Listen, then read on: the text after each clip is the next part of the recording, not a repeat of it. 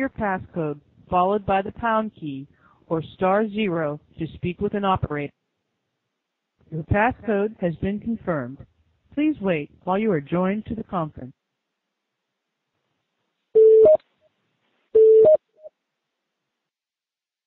Hello?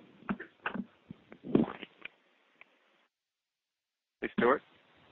Yeah, hello. Stuart here. Hey, it's Bruce. Bruce, how you doing? All right. I'm not sure if we're the only two on right now or not. Bruce, don't say anything too bad. I'm here with Matt. Hi, Bruce. I'll keep it clean. Do you want to talk about cheese? Cheese? Cheese in a can? Cheese, but what about that McDonald's at the Pentagon, eh? Oh. I've told so many people, no one believes me. Really? Yeah? You mentioned that picture. Face with the McDonald's in the middle. It's just incredible.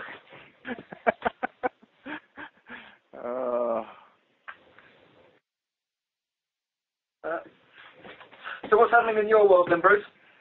Busy? Yeah, just still catching up from the time when I was away. So working on that stuff, and I just saw the information about the big ACPO cyber conference in Sheffield. Oh yes, yeah. You going to be able to come? I think so. Yeah. Good. I mean, I think we're sort of almost en masse going to be going up to it, so it should be quite a good event. Oh yeah, it sounds good. You've got John Greaves speaking at it. I don't know if you've ever met him, but he's a lovely man. Really? Oh yeah, yeah. One of true sort of old school detective, and he's mad as a box of frogs.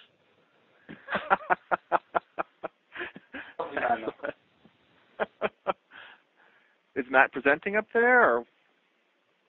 Yeah, I think my level of knowledge is too high for a lot of them. Yeah, we'll just leave him in charge of the IT. Okay. I've never been to Sheffield. No, you've missed nothing. It's a cold. Really? Oh yeah, I'm afraid so. It's not exactly a jewel in England's crown. Okay. But there you go. Well, there's a big university up there, right? Sorry? Isn't there a big university up there? Yeah, Sheffield Uni is quite big. There's a huge shopping centre as well, but I think that's about it. Is that it?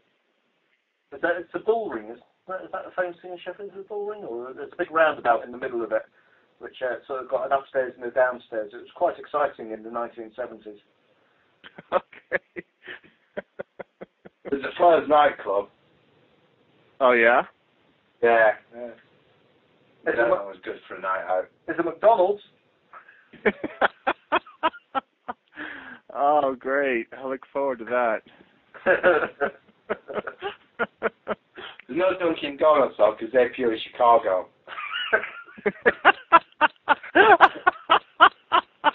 We're not sure. It's around there somewhere, anyway. They might have shot a movie there, but then again, maybe not. I know, it wasn't there. It's here. No. It was around. I've told so many people about that. Did you speak to Andy about that information? No, not yet. I have not. Okay. No, well, that's good, because it's only just dawned on me. I forgot to mention it to him. I went in to see him, but he was in a phone call, so I didn't actually forewarn him. But I'll do that straight after this. I reached back out to our Washington field office and told them that Andy was a good point of contact. And then they came back and said, oh, well, we kind of want to do a dual interview with him. So I need to get back with them and try to sort that out, because I know that's kind of not what you guys normally do. Ooh. That's an interesting one, that. Yeah. I mean,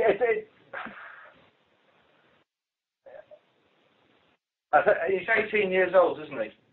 He's 18, he says, yes. Okay, well, I mean, it's a step in the right direction there then.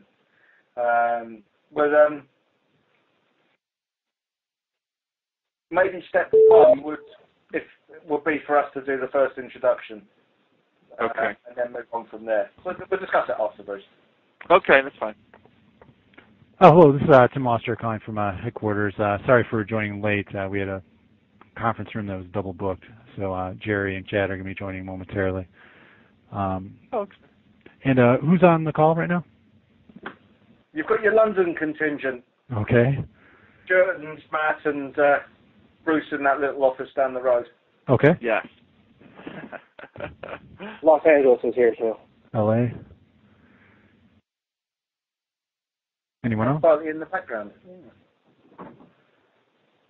All we have is UK and LA. That's going to be a short call. All right. All right. Well, go ahead, Matt, if you want to take off. Just let us know where you guys stand. Well, we basically, as was I think on the last call, we've still got Ryan Cleary and Jake Davis. What do you deal with that, John?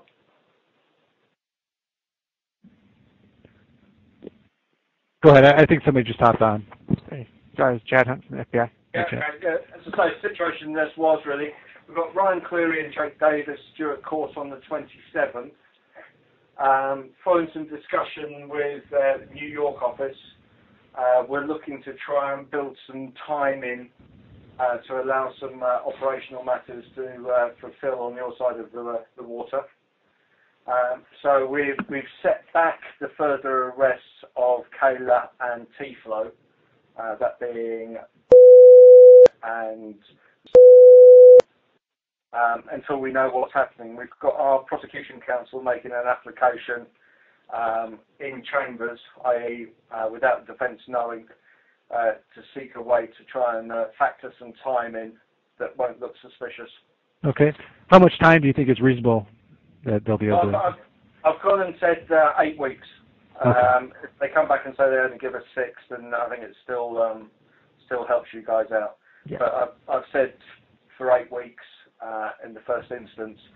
We have got Ryan Cleary's indecent images, which have been found partly by our guys and partly by the USAF team who looked at his hard drive.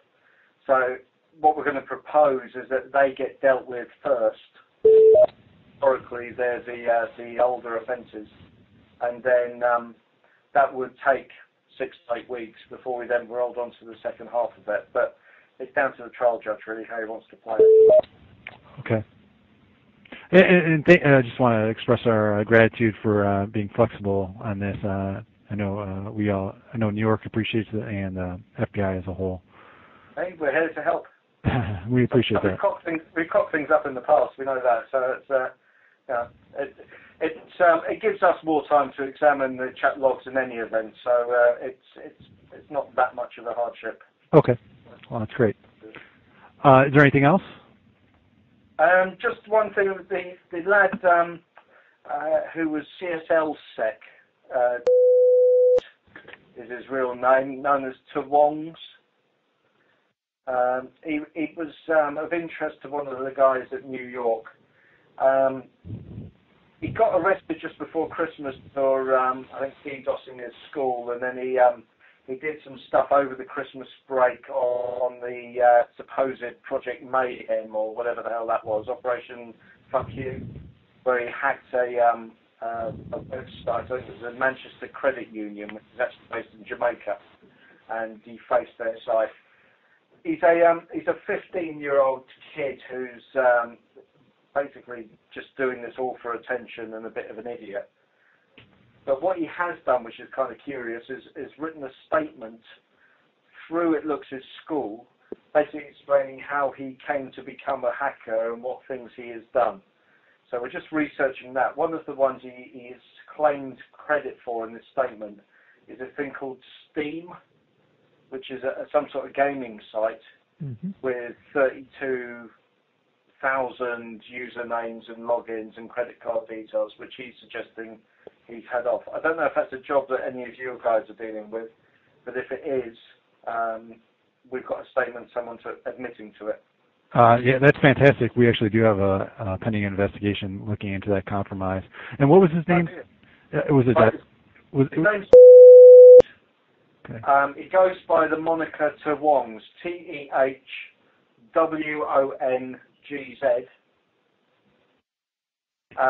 He is the face behind CSLSec, Can't Stop Laughing Security, which is a sort of LulzSec wannabe group. There's 3 people in it. And he's just a pain in the bum. He's currently a subject of West Midlands police who have been dealing with him. We have a copy of his hard drive here, which we're just starting to have a look at. But again, another juvenile, another wannabe type character. But if you're whoever has got your operation, if they want to fire me an email, I'll put them in touch with our intel cell who are trying to find who's got interest, and we can get you a copy of this statement, see if it makes sense. Oh, that'd be great. I know they would appreciate it. It's our Baltimore office that's leading the charge on that one. Okay. So I will make sure I'll put you two in contact. Did he indicate who he was working with, or any other nicks that he's associates with? Yeah, there's one called Grandma Wongs, and there was one other which is gone out the top of my head off. Now, I can't remember what the third one was. Who are his little group of friends? Whether they're online friends or actually 3-dimensional friends, I'm not sure. He gives the two sides of our A4 description of how he's got involved, what he's done. Looks like he's sort of almost cleaning the slate now that he's sort of come to notice the police. I suspect a smack from mum or dad is behind it all. Right. Is he looking at any charges on your side? It's up in the air at the moment. If he has done the Steam job, then it might be one that we would look at taking on from the PECU point of view. But if it is just more of him bragging, we would probably leave it with the local police, who actually at the moment don't have an awful lot of interest in him. Okay. But I suppose we need to speak to the Baltimore office and see what the story is behind the attack and what damage was actually done, really. Okay. Yeah. Yeah. Thank you very much for that. That's right. Anything else? No, I don't think so at the moment. I think nothing from you, Matt. Nothing. No, we've got a server to get from the Germans, and one thing I was going to ask, I don't know what your liaison's been with the Irish, but we've been speaking with the Irish around palladium and porn source, and looking to share some intelligence with them and some information on that. I don't know if they're in on this call. I don't. Is anyone on from Ireland? I don't think so. Okay. I mean, I'm not sure if it's going to assist or take our job very much further, but probably worth getting back in touch with them from your side, because I think they've got stuff that they could share. Okay. All right. And I suppose the final thing that I've got is we got the final forensic report from the guys at the USAF who had a look at Ryan Cleary's hard drive. And I don't know whether it's been disseminated amongst you guys or not, but it's worth reading. It stretches to 325 pages, not including their notes. And it's quite a thorough piece of work, needless to say. We're quite impressed with it. So I don't know if you've seen it or not, but you've got some fellows out there who've done a cracking job around that. Okay. All around the Pentagon one. All right, I'll check that out. I haven't seen that yet. Okay, LA, do you have anything? Not much, other than what we were sending to the Met through Bruce. If you haven't seen it yet, Bruce, there's going to be a EC coming through your way. Just connecting Sharpie with Kayla and possibly T-Flow. He might have been using the moniker Cronus a year and a half ago, 2 years ago. just some more logs that we would like the Met to go through because they haven't had enough of that yet. So are you saying that Cronus was T-flow or Sharpie? T-flow is what it looks like. Yeah, no, we've seen Cronus before, and we'd sort of made the assumption it was T-flow. Okay. Excellent. So other than that, I think that we're just waiting for Cleary's ISP. That's about it. But it looks like we might have a little bit more time to wait on that. Yeah, this is the stuff on the MLAT that was dealt with by our extradition squad. Yeah. We're still trying to trace that up. I mean, I can only apologise. I don't know why that's not with you.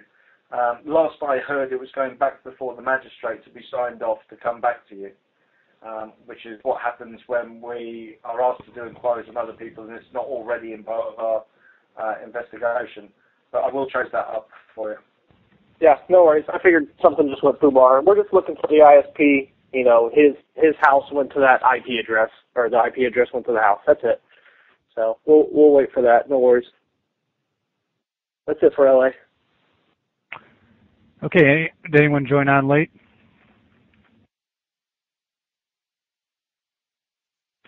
All right. That was a quick call. We'll plan on meeting again on a regular day on Monday next week. And thanks a lot for everyone for joining us. No problem. Okay. Bye-bye. Bye. Thank you. Bye. Good.